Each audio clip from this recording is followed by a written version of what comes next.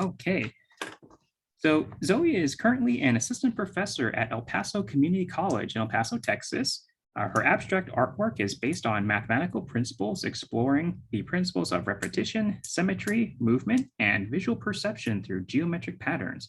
Her works reflect a recurrent theme in philosophy, theology, art, and mathematics, which is the ongoing struggle to grasp the ideal and the transcendental and to encompass the infinite.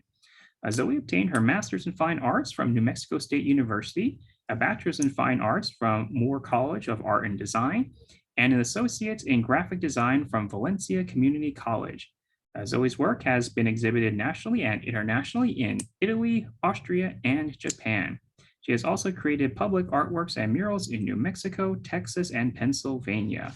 So without further ado, I'll hand the floor to Zoe. Thanks, Brian. Before we get started, I wanted to thank everyone who came back today to listen to my lecture after the computer malfunction from last week.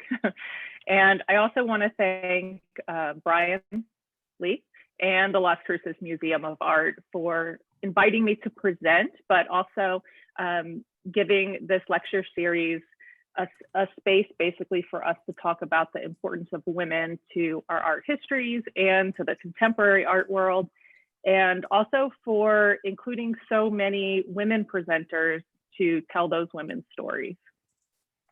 So when I was approached to present a workshop on an influential woman artist of the past or the present, I couldn't think of a better person to talk about than HIlma F. Klint.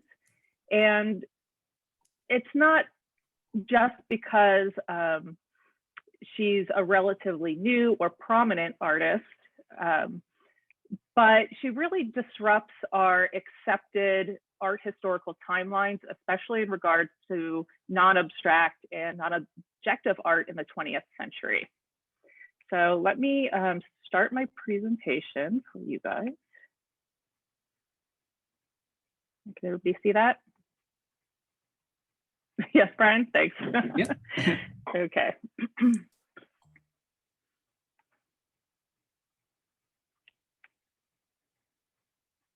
Sorry. So the resurgence of HIlma's really radically abstract paintings, which predate famous artists like Kandinsky, Malevich, and Mondrian, who are regarded as the pioneers of 20th century abstract art, invites a reevaluation of modernism and its development that's predominantly shaped around men. But this kind of reevaluation of our art histories hasn't really always been welcomed. The discovery of HIlma's abstract paintings first coincided with the post-war wave of modernism in North America and Europe during the 1960s.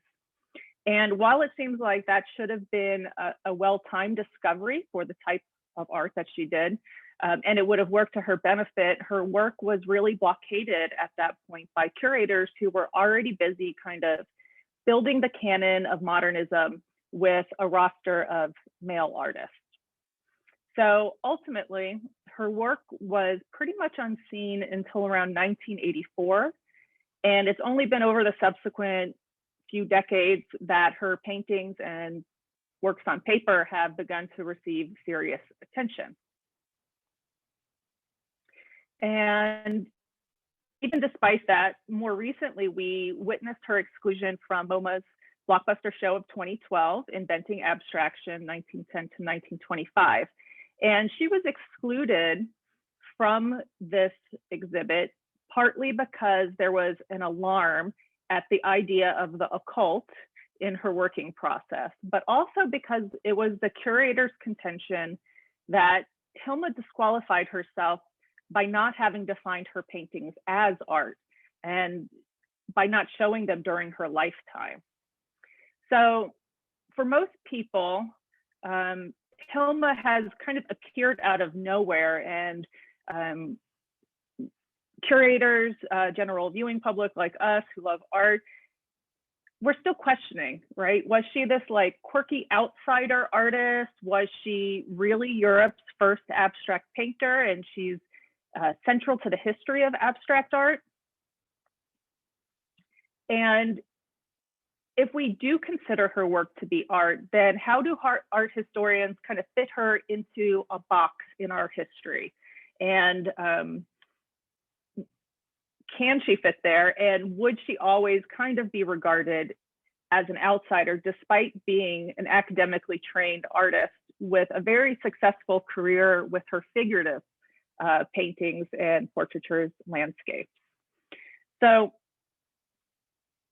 when she died at age 81 in 1944, she stipulates in her will that 1,200 paintings, 100 texts, and 26,000 pages of notes aren't to be shown until 20 years after her death. And this is kind of what causes this real interest in her and confusion about where she fits into our art history. She believed that in these abstract works, the messages that were encrypted in it were so groundbreaking that the world wasn't ready to see it. And her works are also not concerned with just abstraction of color and shapes for its own sake, but they're an attempt to portray that which is not visible. So there's no doubt that she's a disrupting artist to the history of art that we've been taught, and also to the idea of who was creating art. So a little bit about Hilma is that she was born in Stockholm in 1862, and she went on to study at the city's Royal Academy of Fine Arts, and she graduated with honors in 1887. She established herself as a respected painter in Stockholm, and she exhibited beautifully rendered figurative paintings. She also served briefly as secretary of the Association of Swedish Women Artists. And you can see some of her more realistic pieces here: landscapes, portraits and figures, and also botanical studies. But it was during these years that she also became very deeply involved in spiritualism and theosophy. And so the work that we know her for can really be understood in a wider context of the modernist search for new forms, like artistic, spiritual, political, scientific systems that is happening at the beginning of the 20th century. And her interest in abstraction and symbolism always came from her involvement with spiritualism, or what we might call the occult. And this was very much in vogue at the end of the 19th and beginning of the 20th century, especially in artistic and literary circles, as people sought to kind of reconcile long-held religious beliefs with scientific advances, and also a new awareness of global plurality of religions. So yes, spiritualism was more intellectually respectable then. Yeats, Mahler, Mondrian, Kandinsky, they were all interested in it.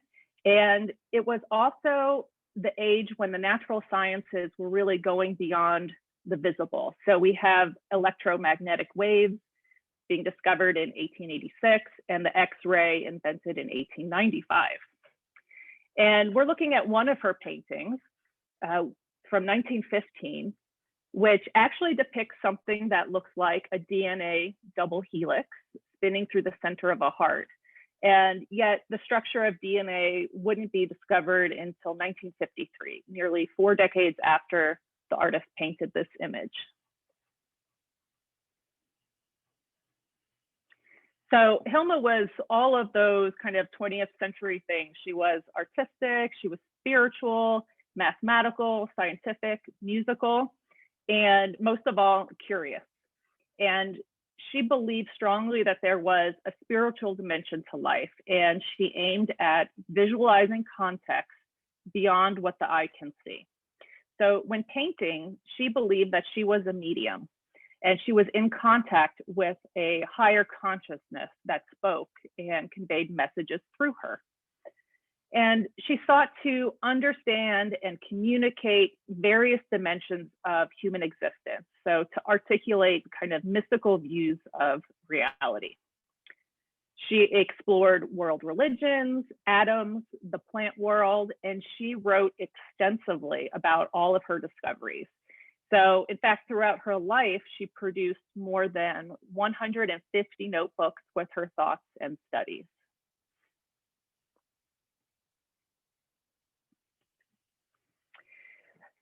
Although she was a practicing Protestant, she also belonged to a group of women called the Five, who engaged the paranormal through seances starting in 1896.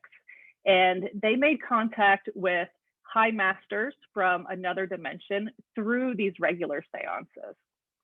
And so in trance-like states, they experimented with automatic drawing and writing. These are techniques that the surrealists would use 3 decades later in an attempt to access the unconscious. And we're looking at some of the notebooks here of automatic drawings.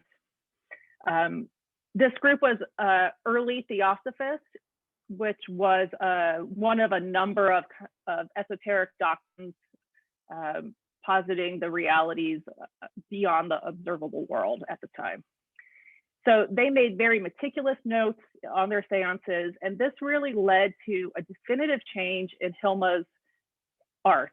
So in an effort to kind of free herself from her academic training, she avoided naturalistic imagery, except to support herself through sales and commissions. So she still did practice representational art to support herself.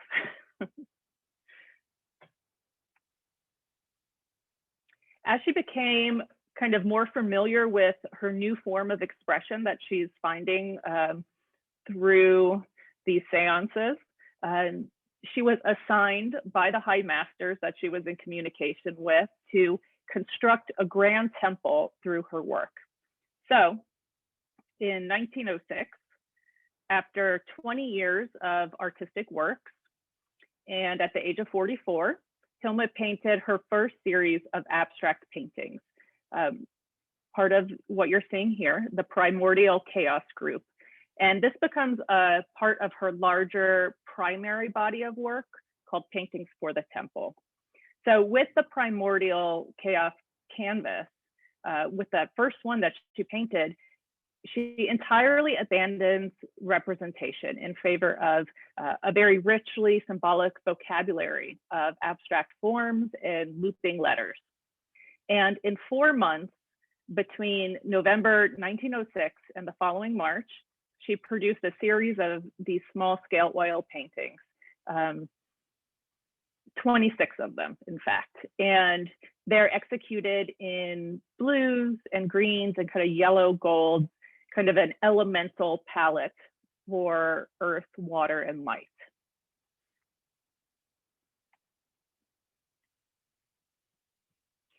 HIlma felt that she was being directed by a force that would literally guide her hand. And so she worked feverishly without pause, kind of like the later automatic painters. And this is really how she found abstraction. And she wrote in her notebook this quote: "The pictures were painted directly through me without any preliminary drawings and with great force. I had no idea what the paintings were supposed to depict. Nevertheless, I worked swiftly and surely without changing a single brushstroke." She spent 9 years from 1905 to 1915 creating this monumental cycle of work called the Paintings for the Temple. And it's comprised of 193 paintings in various series and groups. And the overall idea was to convey the knowledge of how all is one beyond the visible dualistic world. The temple to which the title refers doesn't necessarily relate to an actual building, but can be seen as a metaphor for spiritual evolution.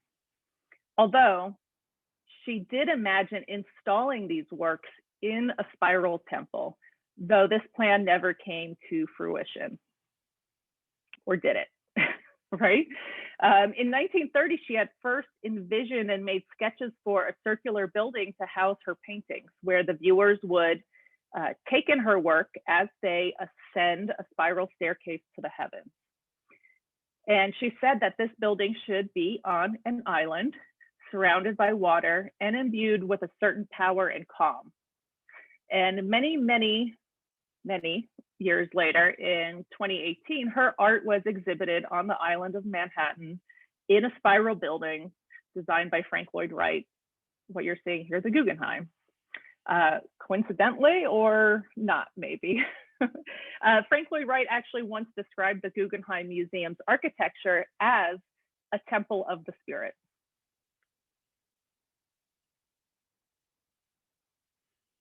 So between November 1906 and April 1908, she created the first parts of painting for the temple.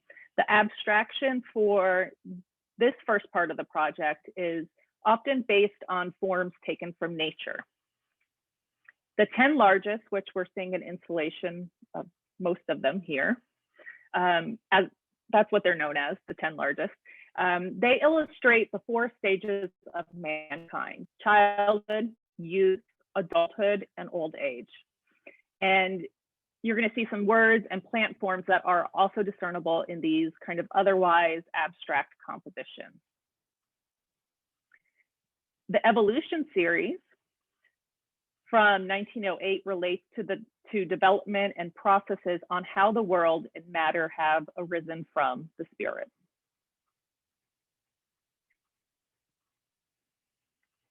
So in 1908, she met Rudolf Steiner, who was a mentor, a philosopher, and later the founder of the Anthroposophy Society for the first time. And she meets him after writing to him, inviting him to see her most famous work, the paintings from the temple.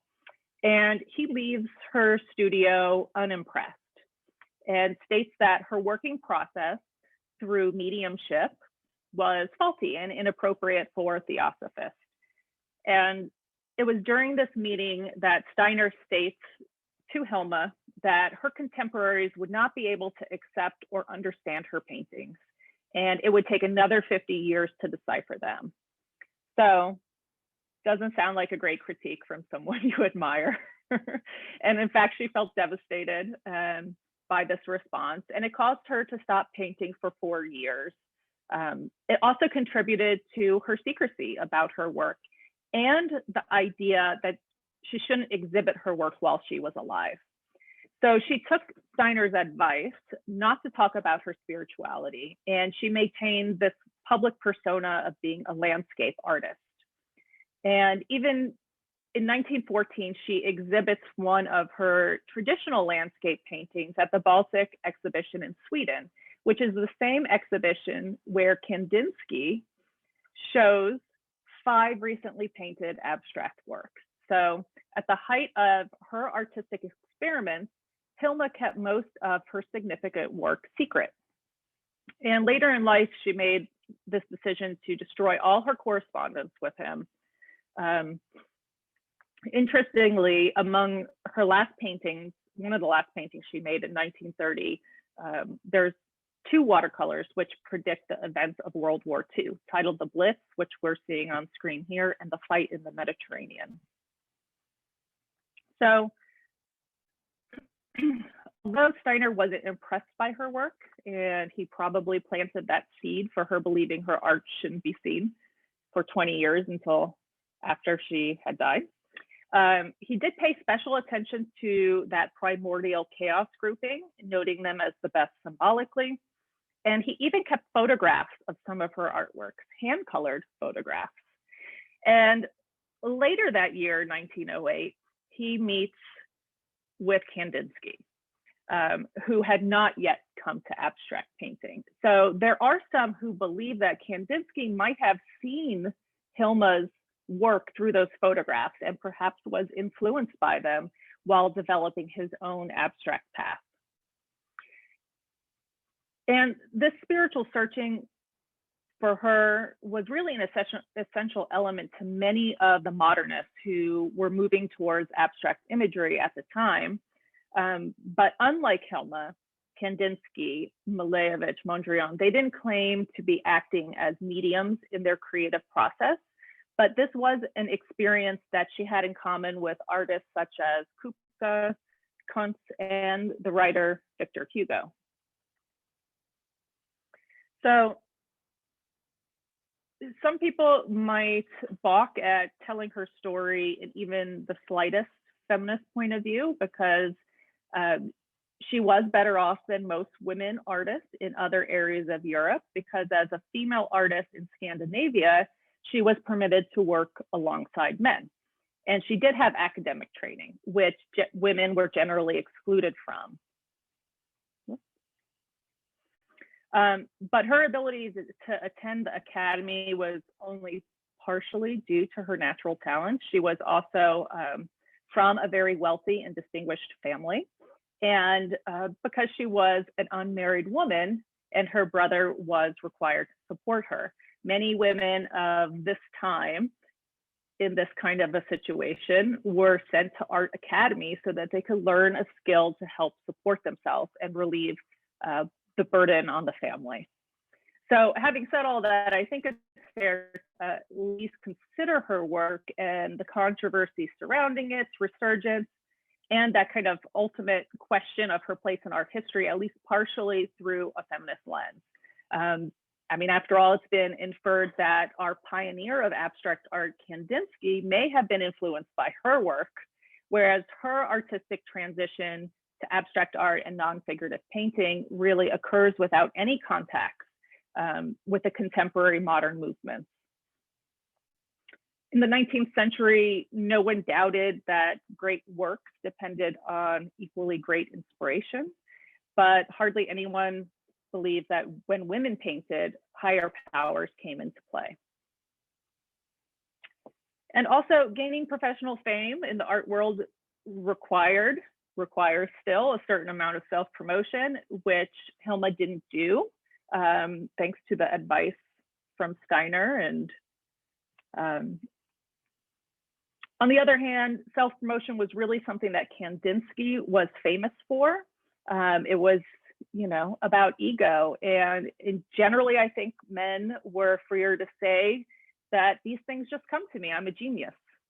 And he literally wrote that in a letter to a New York gallery in 1935, asking for help promoting his work and asserting his claim that this piece that you're seeing is the first abstract painting in the history of art, a work that he made in 1911.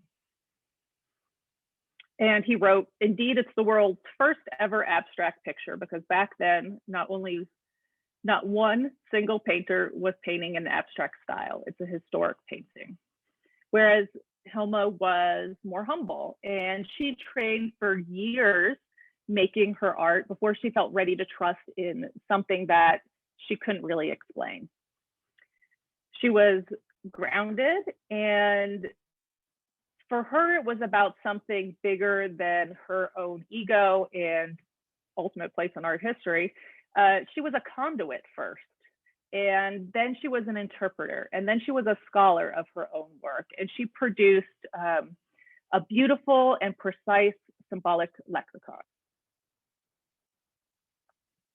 So as HIlma discovers her new forms of visual expression, she develops this new artistic language, and her paintings become more autonomous, more intentional. And although the spiritual would always continue being the main source of creativity throughout the rest of her life. She paints her abstract works with a grandiosity that matches her devotion to spirituality. And these major paintings, the 10 largest, dated 1907, are extremely large. Each painting is more than 10 feet tall and made with oils and tempera on paper, which have been mounted to canvas. And HIlma was just a little over 5 feet tall, and she often worked on the paper, laying flat on the ground and stepping on her paintings. But they provide the viewer with an overwhelming sense of wonder, of freewheeling, psychedelic shapes, nail shell spirals, there's concentric circles and zygote-like forms, all nestled in fronds and splayed petals. and against these kind of radiant tempera backgrounds that range from terracotta orange to the faded lilac that you're seeing here. These forms within the paintings, they bulge and overlap and conjoin in what an eye informed by contemporary science might liken to celestial bodies or cells. And these are paintings to delight the eye, even before you come to understand the symbolism. So the artistic world of HIlma Klint is impregnated with symbols, letters, and words. And the paintings often depict symmetrical dualities, so up and down, in and out, earthly and esoteric, male and female, good and evil. And the color choices are metaphorical too. Blue stands for the female spirit, yellow for the male one, green for harmony, pink for spiritual love, red for physical love. Some examples. Cursive text also appears across these works like really energetic notations, pointing again to another historical corrective. Marcel Duchamp and Picabia only began to incorporate text into their paintings from 1913 onwards. So often you're going to see these letters, which represent different things to her. The letters VUS is a word that she described as darkness yet faith. The letters U and W often appear, and she defined U as meaning the spiritual world and W as matter. H represents the struggle for light, and HOH is to believe in a Spartan and loving manner. Also the wheat, a time of work, and an image of good influences during the course of evolution. So in this piece, group 4, number 5, adulthood, we see a large 5-petaled flower, which is blooming at the top of the canvas. And below we see those cursive letters kind of almost doubling like as coiling vines. And their negative spaces are filled in with colors that kind of pop out of that lavender background. In group 4, number 1, childhood, it depicts a sunny day, a kind of vibrant day. We see 3 rings of dusty pink and yellow flowers drifting through this very rich blue background. And the piece is almost psychedelic in nature, and it just feels purely joyful. Her adulthood paintings from group 4 depict organic and botanical forms and creatures, highlighting the idea that adults have more responsibilities than children and are also responsible for the growth, the nurturing of a family. They also reflect the maps that were studied and created by her ancestors. Their contributions are combinations of images and text describe the physical world in a manner that couldn't be directly observed. So when you look at these pieces, you can see solid and dashed lines, and they're diagrams and also cartography. And it's as if her art is charting a spiritual realm beyond the reach of our senses.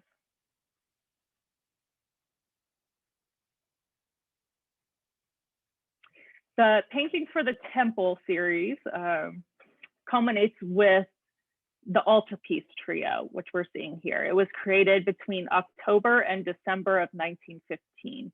And 2 of these depict stepped equilateral triangles, one pointing upwards, the other standing on its point. In Altarpiece 1, the furthest on the right, we see a central lane, which is divided into kind of vertical lines of color that moves like a stairway to heaven from the bottom of the canvas up to the focal high point, which is that golden circle from which all those sharp rays are surrounded by bands of earthly green and mauve. And the altarpieces sent with the triangles flank a central panel. which contains a gilded circle with a thick black outline, almost like a protective membrane.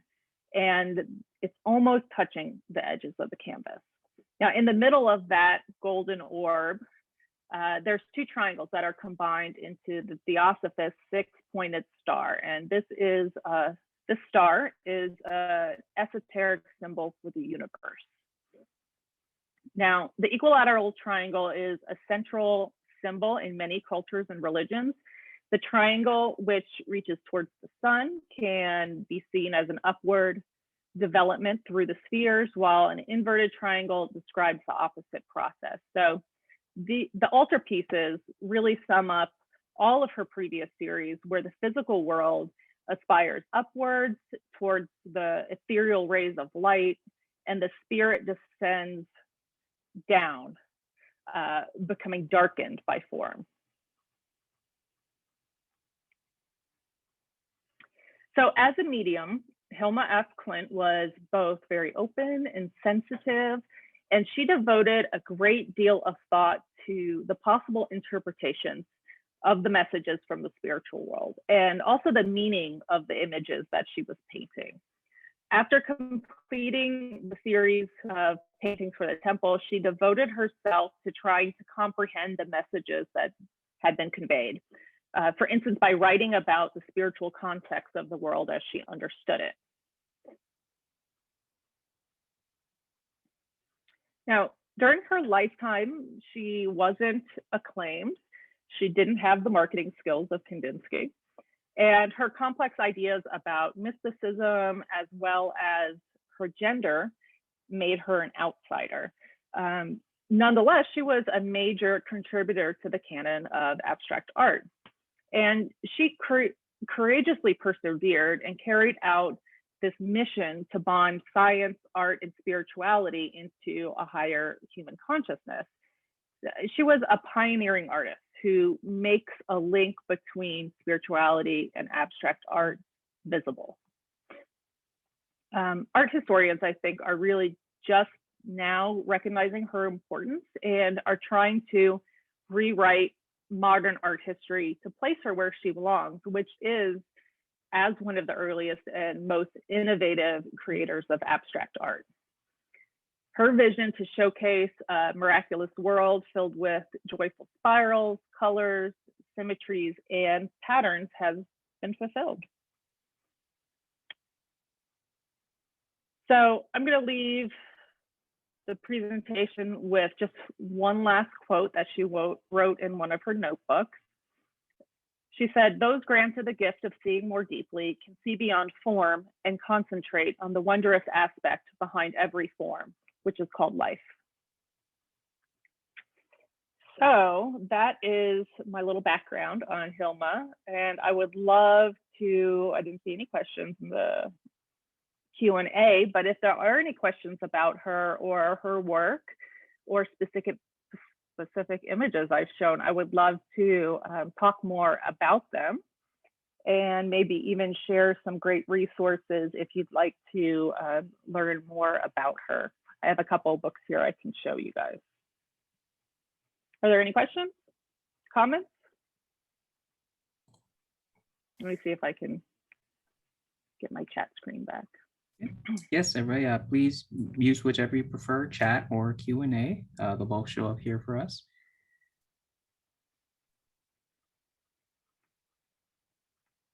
So while we're waiting for some questions and comments come in, so Zoe, if anyone would like to reach out to you for any follow-up after today's lecture, or maybe learn a little bit more about your work, what's the best way to reach you? I have a website, which is my name, zoespiliotis.com. You can also email me, that's fine, and reach out through me through El Paso Community College also. So I see we do have a question. Where is her work installed permanently? It's not installed permanently anywhere, actually. Although there is a foundation which was started by her family. Most of it is still in storage just because of the sheer size of the amount of work and text and notebooks that she made. Most of it is still being stored in a basement. You know, the interesting thing is she didn't have a lot of family. So when she passed away, she left all of her artwork to her nephew, Eric, and he had just barely a few days to go into her studio where she was living and working, and pack everything up. And you saw like 1,200 paintings, you know, thousands of notebooks.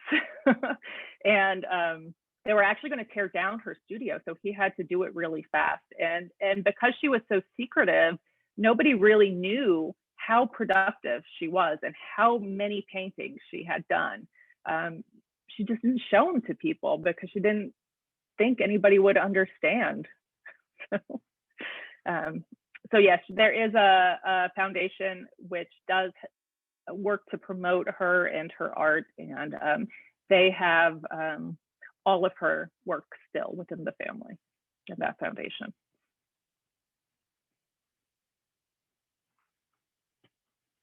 Any other questions?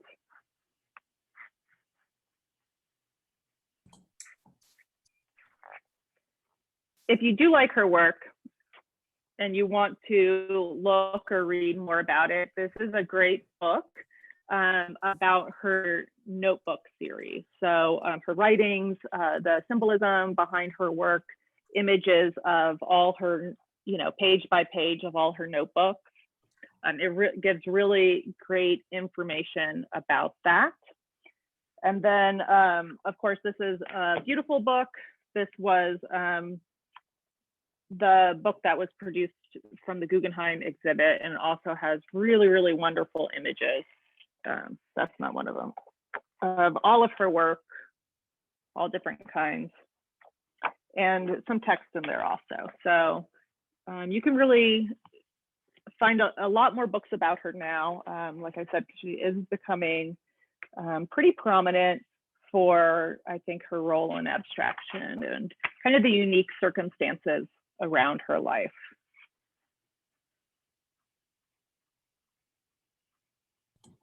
So are there any other questions or any other images you'd like to see again?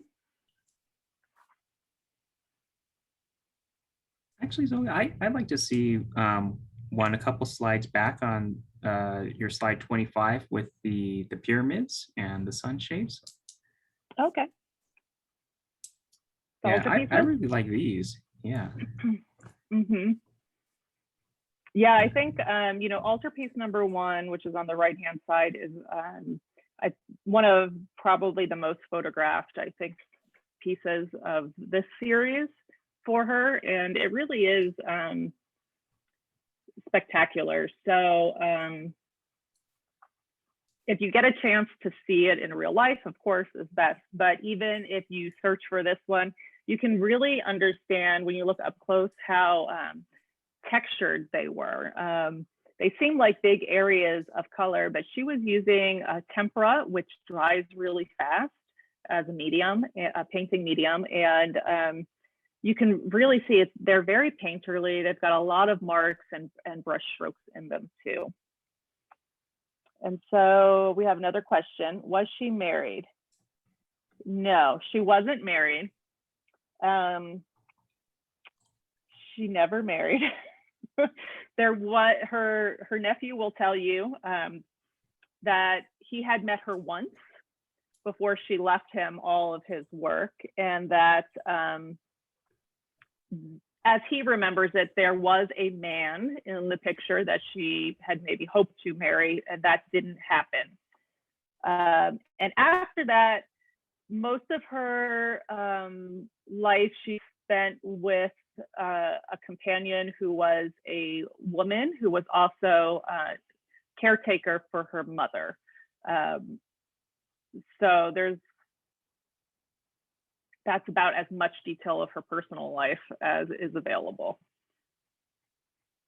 But that was also part of the reason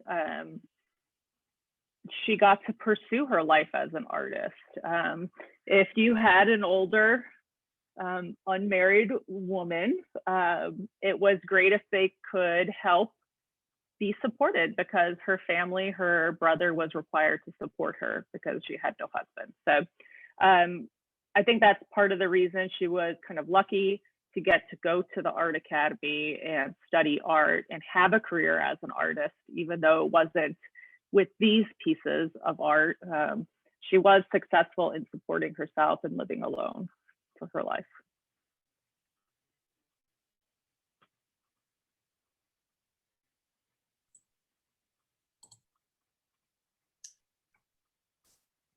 Okay, so we have another question come in. Yeah. When did I first become aware of HIlma, and has she influenced my work? If so, how? You know, I just like many people, only recently became kind of aware of her work. So she didn't necessarily have a direct influence as I was, you know, finding my own path in art. Although I definitely feel some of the connection between our work. So, and some of the similarities between ideas that I'm thinking about when I do my own personal work, and that she was also thinking about. So she is definitely someone I like to look at her pieces, and I feel I have a connection with.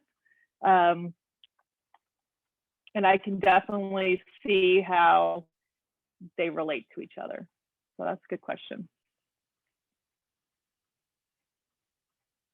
And actually, I want to say through her, and this is the great thing about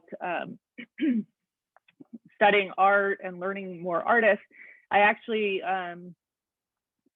became familiar with Emma Kuntz's work, which I showed you kind of towards the beginning in the center here, who was also another person I relate very deeply to visually, at least, and again, the background and the meanings behind it to my own artwork. So it's great that you can find, you know, by looking at one artist, it opens up kind of a world where you can find other people who support your ideas and your viewpoint on the world and the type of art that you're creating. So.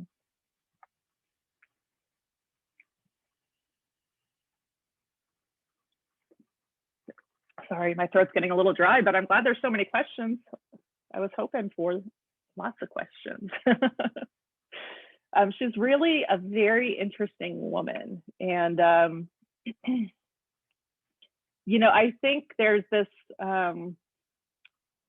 one of the other reasons I really want to talk about her is I think that there has, you know, obviously been a shift between thinking about spirituality and how we perceive that, and the fact that she's a woman artist who's talking about kind of inward things and how that's perceived versus when she was actually working at the time.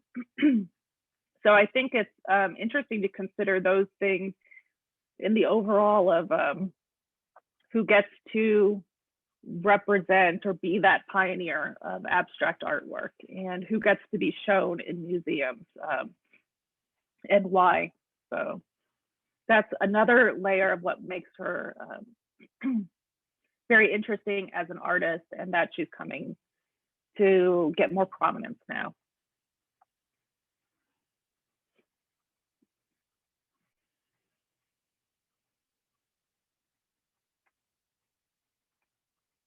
Okay, we have another question.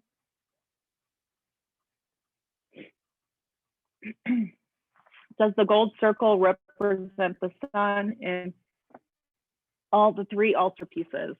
I'm not sure, honestly. Her symbolism is, I think, universal and also like very personal. So I absolutely can see where it does represent that. But as you may have heard when I was talking about even certain letters, they often have kind of overlapping and multiple meanings behind them. So yeah, possibly, and it could have been more also. Certainly there's kind of a language barrier. All her notes have to be translated for us to understand it over here. So I think part of that and how much is released about her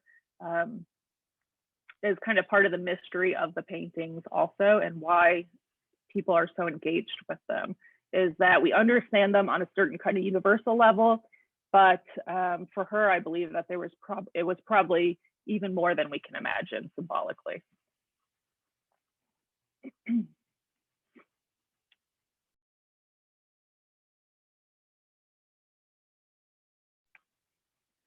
But these are all really great questions. Are there any other ones? Or thoughts even, you know?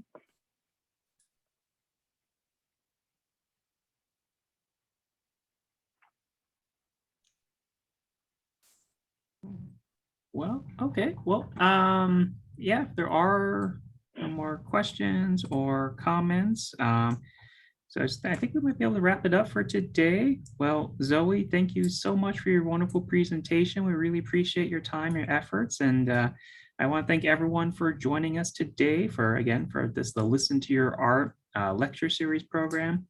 If anyone has any questions about the program, like upcoming lectures or dates and times and things, I've put my email address into the chat box, so please feel free to reach out to me.